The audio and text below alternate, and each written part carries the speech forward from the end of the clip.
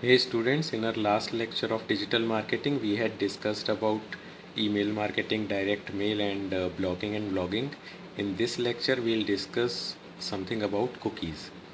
Actually, what are cookies and what are the uses of cookies? First, we need to understand that. Just a simple example, when we go to Facebook, we enter our email ID or phone number, we enter password, we log into Facebook, then we log out of the Facebook, and next time when we try to log in to Facebook, we just go to Facebook home page or login page.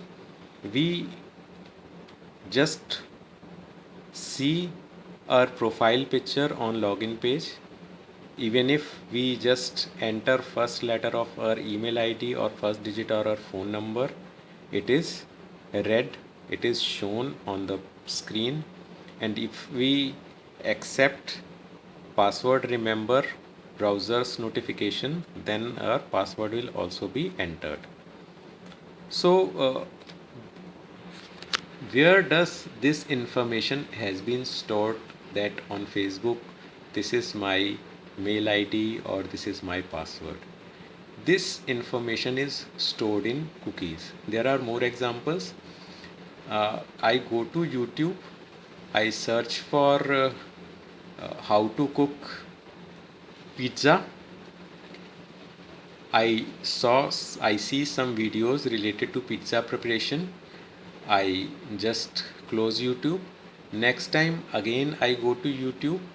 YouTube would show me some suggestions, some videos related to how to prepare pizza or how to cook something else. So again, this information has been stored somewhere, that from my system it has been searched, it has been viewed about how to prepare pizza. So this information has been stored in cookies. Some more examples. You can log in to your bank account, or when you just go to Amazon's homepage, you search for some shoes, then you close Amazon, you open your Facebook account, some ads from Amazon shoes will be displayed in your Facebook page. This is again because of cookies. These cookies are small text files stored on an end user's computer to enable website to identify the user. Sometimes even you browse some websites, so websites clearly mention that we use cookies to enhance your experience, or to provide you better search results or provide you better options. So do you accept it or not? So it is mentioned somewhere in some websites.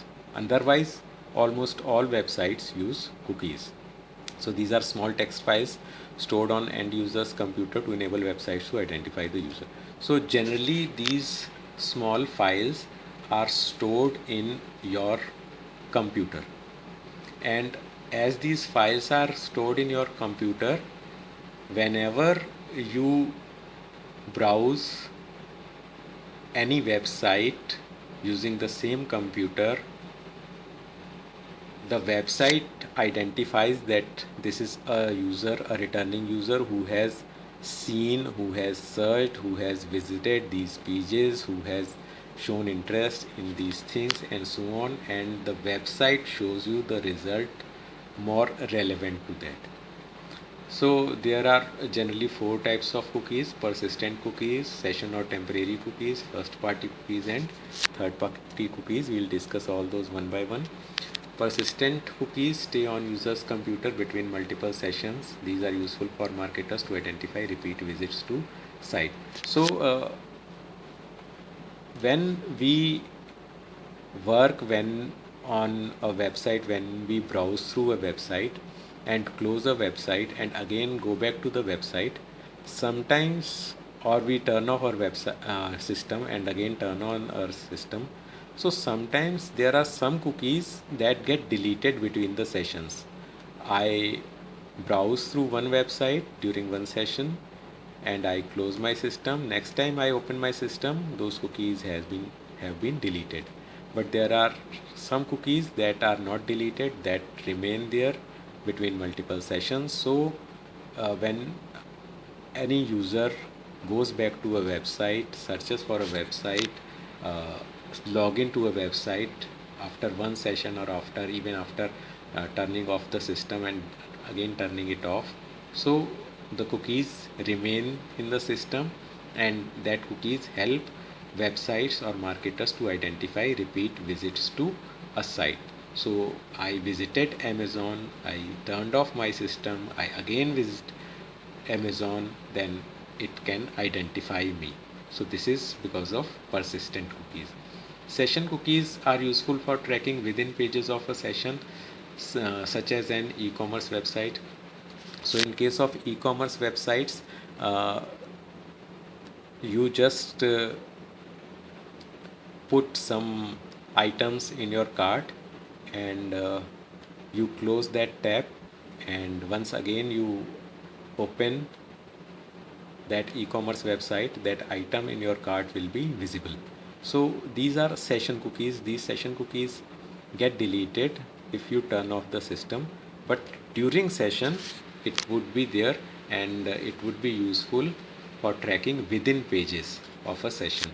So you just keep on looking for different products with different tabs or different pages. Because of these session cookies, the e-commerce websites remember you. First party cookies served by the site currently in use can be persistent or session. So these cookies are served by the site which we are using. These can be of the both types, persistent or session.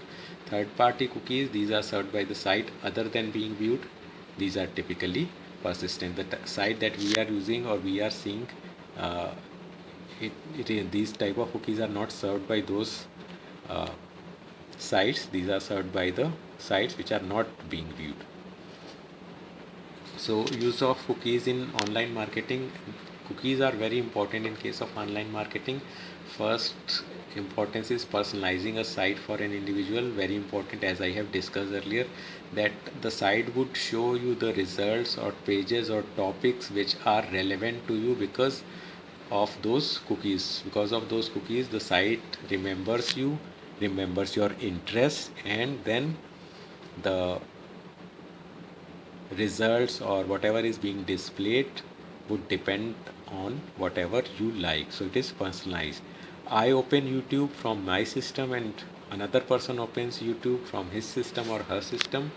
YouTube's homepage would show different videos, thumbnails. Why? Because I have seen different type of videos and the other person has seen different type of videos in past.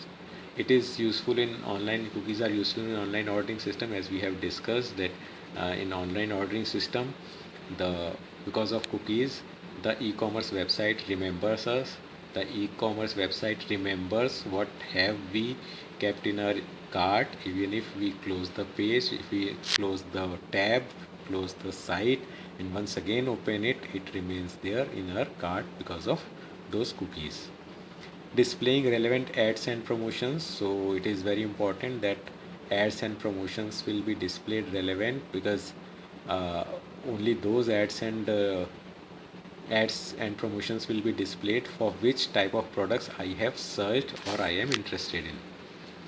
It is also useful in banking and other accounts login. I have discussed that if we go to our bank account login, then we go to any other account login, we can just type first letter, or even that is not required. We can also ask the browser to remember our password, so it is useful in that as well. One very important thing to understand in case of cookies is that cookies can be deleted manually, or even if we delete history, past history of our browser, generally most of the cookies get deleted.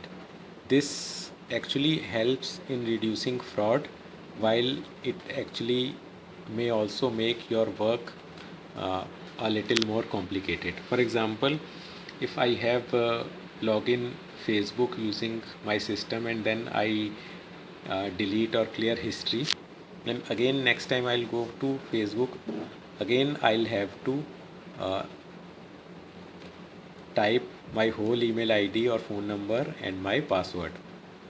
And if I don't clear history or don't delete cookies, then next time I'll just type first letter of my name and my email ID, and it would be displayed there. In online banking it is even more important.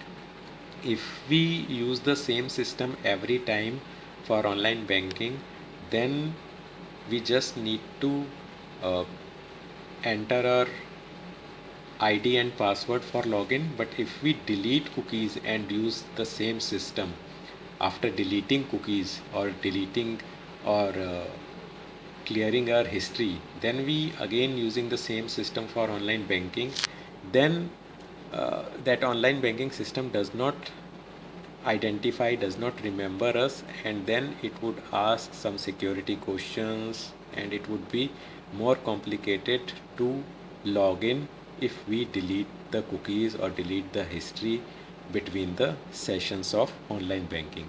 So it is useful, as well as it could be complicated if we delete the cookies. So if we use public computer, we must delete cookies or clear history after using our banking or other accounts.